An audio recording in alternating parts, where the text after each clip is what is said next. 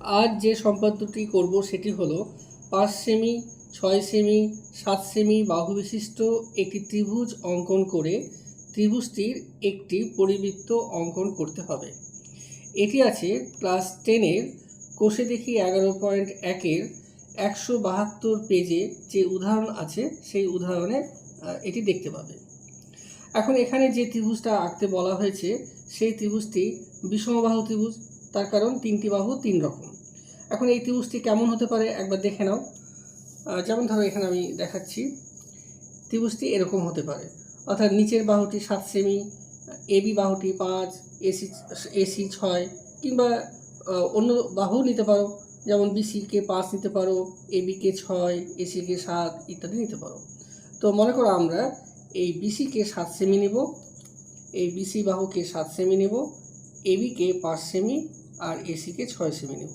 তাহলে আমরা এইভাবে ত্রিভুজটা আঁকবো। এখন প্রথম কাজ হচ্ছে এই 5 সেমি, 6 সেমি এবং 7 সেমি রেখাংশ স্কেলের সাহায্যে আগে এঁকে রাখতে হবে। আমি এখানে আগে থেকে স্কেলের সাহায্যে 7 সেমি, 6 সেমি এবং 5 সেমি রেখাংশ এঁকে রেখেছি। তোমরা নিশ্চয়ই স্কেলের সাহায্যে এঁকে রাখতে পারবে। এবার আমরা যেখানে ছবি আঁকবো, মূল ছবি আঁকবো, সেখানে একটি রেখাংশ নিলাম যার নাম দিলাম BX। এটি অবশ্যই 7 সেমির থেকে বড় করে আঁকবো, কেন আমরা নিচের বাহুটাকে 7 সেমি নেব তাই। এবার প্রথমে 7 সেমির মাপটা নিলাম, এই যে 7 সেমি মাপটা নিয়েছি এখানে কেটে দিবে। এবার এই মাপটা নিয়ে বিকে কেন্দ্র করে এই BX রেখাংশকে কেটে নেবে। এটার নাম দিলাম আমরা সি।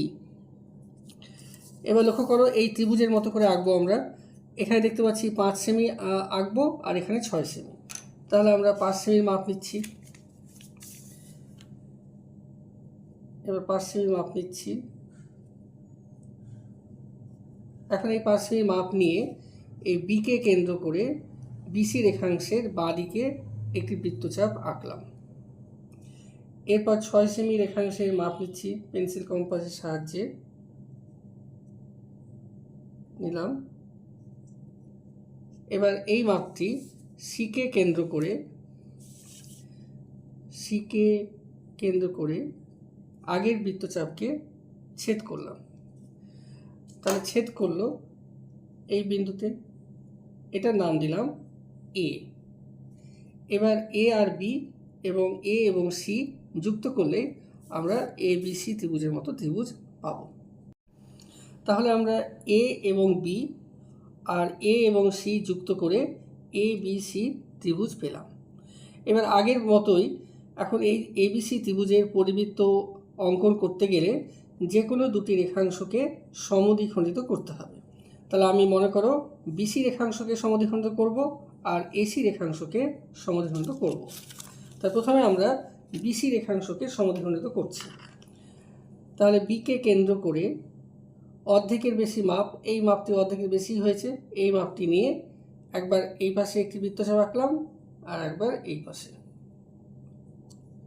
এবার এই মাপটা নিয়েই সিকে কেন্দ্র করে আগের বৃত্তচাপগুলোকে ছেদ করলাম। এখন এই ছেদ বিন্দুগুলো যোগ করে দেব।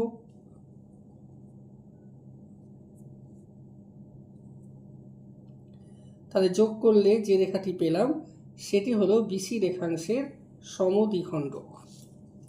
এবার আমরা এসি রেখাংশকে সমদ্বিখণ্ডিত করব।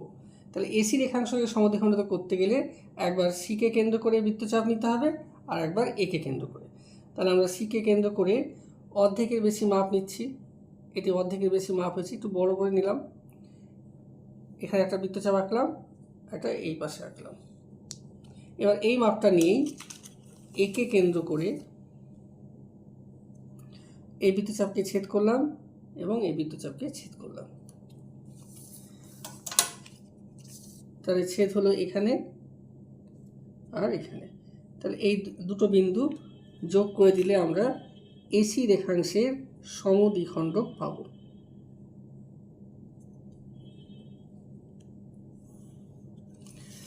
এখন লক্ষ্য করছো বিসি রেখাংশের সমদ্বিখণ্ডক এই রেখাটি এবং এসি রেখাংশের সমদ্বিখণ্ডক এই রেখাটি, এরা ছেদ করেছে পরস্পরকে এই বিন্দুতে।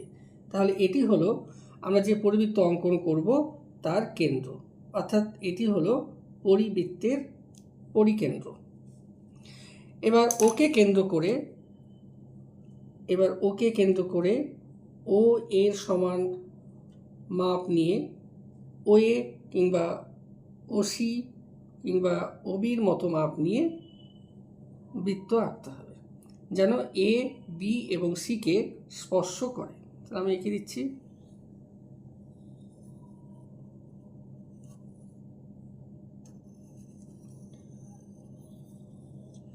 তাহলে এটি হলো ABC ত্রিভুজের ও কেন্দ্রীয় একটি পরিবৃত্ত। আগের মতোই তোমরা অবশ্যই বিসির গায়ে তার মাপগুলো লিখে রাখবে। এটি হচ্ছে তোমার 7 সেমি, AB 5 সেমি এবং এসি 6 সেমি।